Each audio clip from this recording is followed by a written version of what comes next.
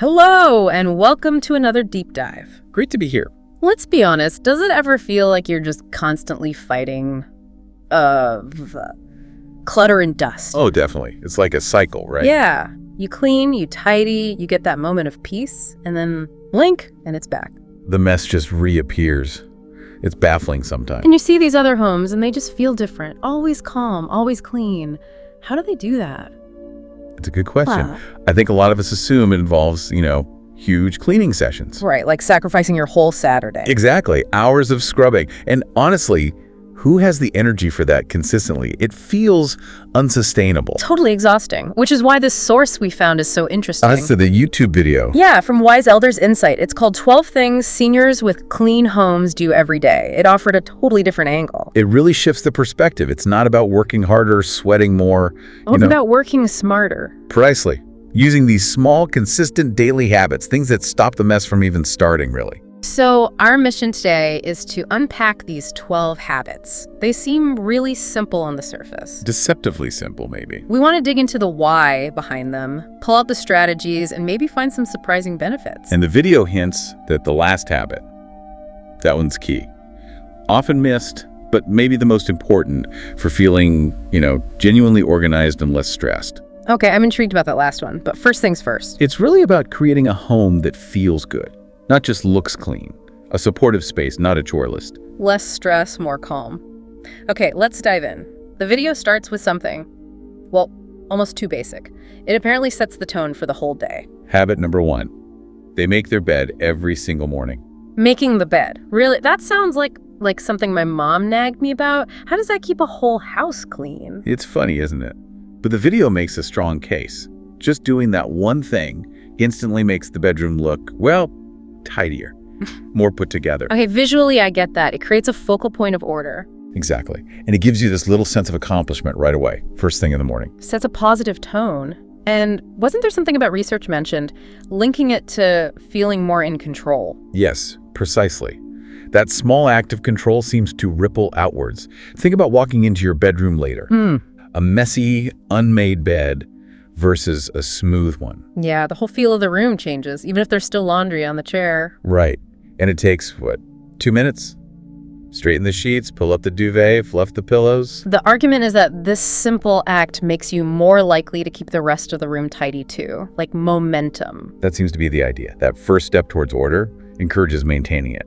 A small but powerful ritual. Okay, I'm starting to see it. So that sets the morning tone. What about preventing the mess from accumulating in the first place? The next few habits seem to focus on that. Absolutely. Tackling the source.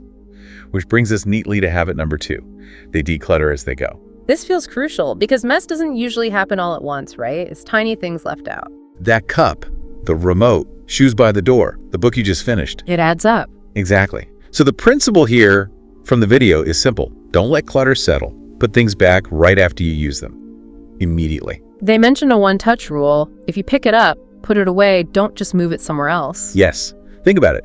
It takes, 30 seconds maybe? To put that mug in the dishwasher right then. Versus letting it sit, then needing a big tidy-up session later. Right. It saves time in the long run. And there's a bonus the video mentions.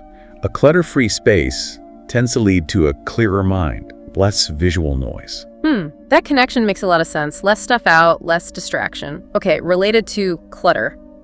Surfaces. Yes. Habit 3. They wipe surfaces daily. And we probably loop in habit 8 here too. They dust high-touch surfaces daily. They're similar, managing those immediate signs of mess. Because crumbs on the counter or that fine layer of dust on the TV stand, it makes a room feel neglected fast, doesn't it? Instantly, even if everything else is technically tidy. So daily wiping, kitchen counters, bathroom sinks. Coffee tables, anywhere that collects spills, fingerprints, dust bunnies quickly. And the dusting focuses on things you touch, often nightstands, TV remotes, maybe the top of the fridge. But the key is daily, but quick, not a deep clean. Exactly, just a minute or two. A quick wipe after cooking or when you brush your teeth, a quick pass with a duster. So you're stopping the grime and dust from building up into a bigger job. Precisely. And the video points out you don't usually need heavy cleaners for this daily stuff.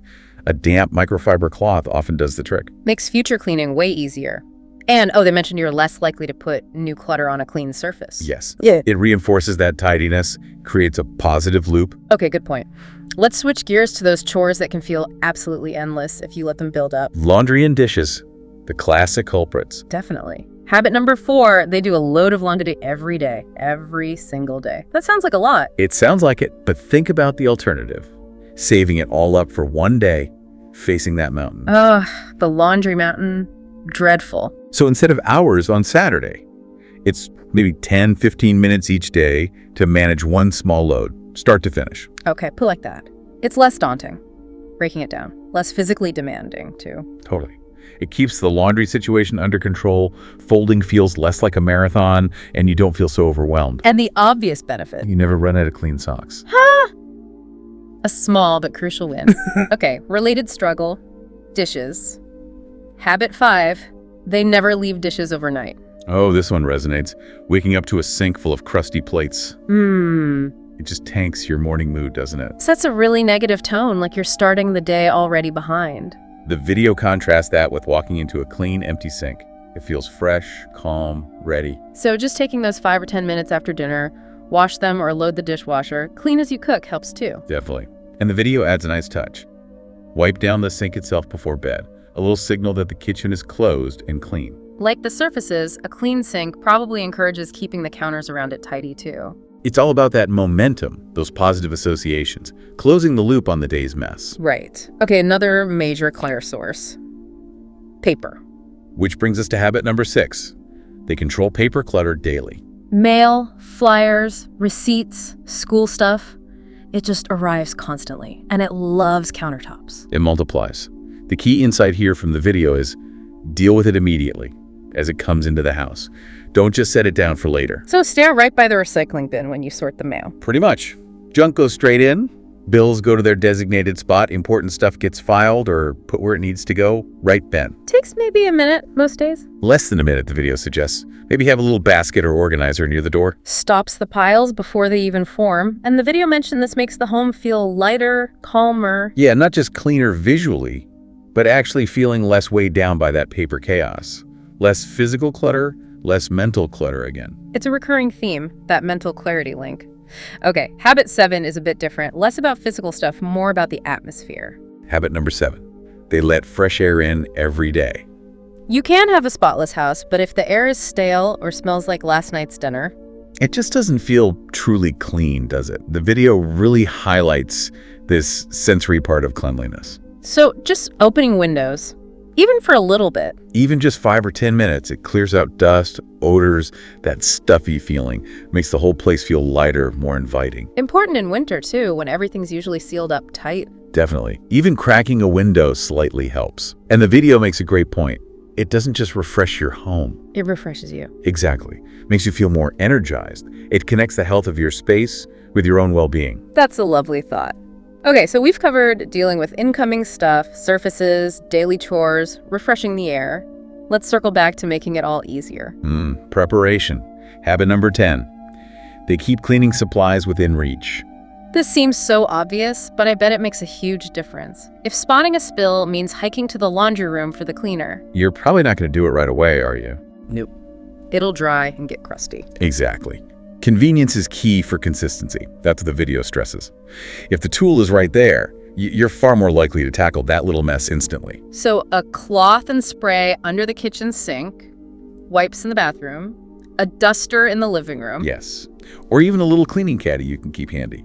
The point is immediate access for immediate action. It turns cleaning from a chore into just fixing something quickly.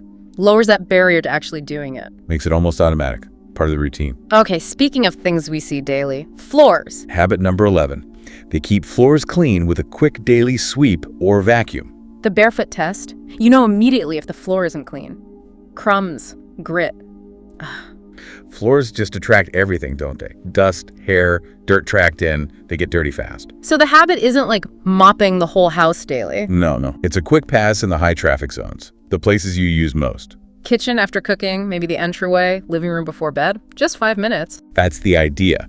Prevents that major buildup that makes vacuuming the whole house feel like such a monumental task. And the video said clean floors make the whole place feel instantly brighter, fresher, more welcoming, it has a really big impact on how clean the entire home feels. Yeah, it really anchors the tidiness visually. Okay, wow, we've covered 11 habits, from making the bed to sweeping the floor. Now, habit 12, the one teased as maybe the most important, the overlooked one. Habit number 12. They take time to enjoy their clean home. So it's not just about doing the cleaning. It's about the being in the clean space. What's the point of all the effort if you don't actually pause and appreciate the result? That's actually profound. This habit is about the why. Why bother with the other 11? Exactly. The video suggests this is crucial. People with truly clean, calm homes aren't just ticking boxes. They're actively cultivating a peaceful, enjoyable environment. And then they enjoy it. That's the payoff. So after you do your little tidy up, you actually stop. You pause. Sit in your favorite chair, maybe. Have that cup of tea. Light a candle. Open the window like in Habit 7. Listen to music. Read. Or invite someone over, the video said. Share the space. Yes. It's about consciously feeling the calm and comfort you've helped create. Experiencing the peace. And the insight is, when you really enjoy it, you want to keep it that way. Precisely. It connects the effort directly to that positive feeling. It stops being just an obligation and becomes something you do for that feeling of peace and enjoyment. It closes the loop. The habits create the calm space. Enjoying the space motivates the habits. Wow. That might actually be the most powerful one. It provides the intrinsic motivation, doesn't it? It really reframes the whole thing. It's not just about getting rid of mess. It's about creating and experiencing peace. Well said. Okay, so let's quickly recap the big picture from this deep dive, drawing on that Wise Elders Insight video. The key takeaway really is, a calm, clean home doesn't require heroic cleaning efforts. Not at all. It's about these small, consistent daily actions, little bits, often, or working smarter, preventing the overwhelm. And the goal isn't just a house that looks neat for a photo, but one that genuinely feels calm, welcoming, and is a place you actually enjoy being in. That feeling is the real prize. So you've just heard these 12 habits. Think about that connection we mentioned between our space and our mind. If these small acts of tidying can create such a real feeling of calm, what does the state of our home say about our internal state? It's a deep question. Is tidying our space maybe a way of tidying our minds? A form of external self-care? It certainly suggests our environment isn't just passive, it shapes how we feel, how we think. Creating external order could absolutely foster internal calm. It's an interesting thought to ponder. Definitely something to think about. Now, the video had a really practical suggestion we wanted to share. Don't try to do all 12 habits tomorrow. Please don't. That would be overwhelming. Just pick one single habit from this list that resonated with you. What's one thing you could realistically try for just the next week? Maybe making the bed really appeals, or tackling that paper clutter right away, or maybe that 5-minute tidy up before bed. Whatever feels doable. Start small. Pick one. Give it a week. See how it feels. See what impact it has on your space, maybe even on your day. Just notice the difference. Thanks so much for joining us for this deep dive today. We hope these insights help you find ways to create a calmer, cleaner home that you truly enjoy living in.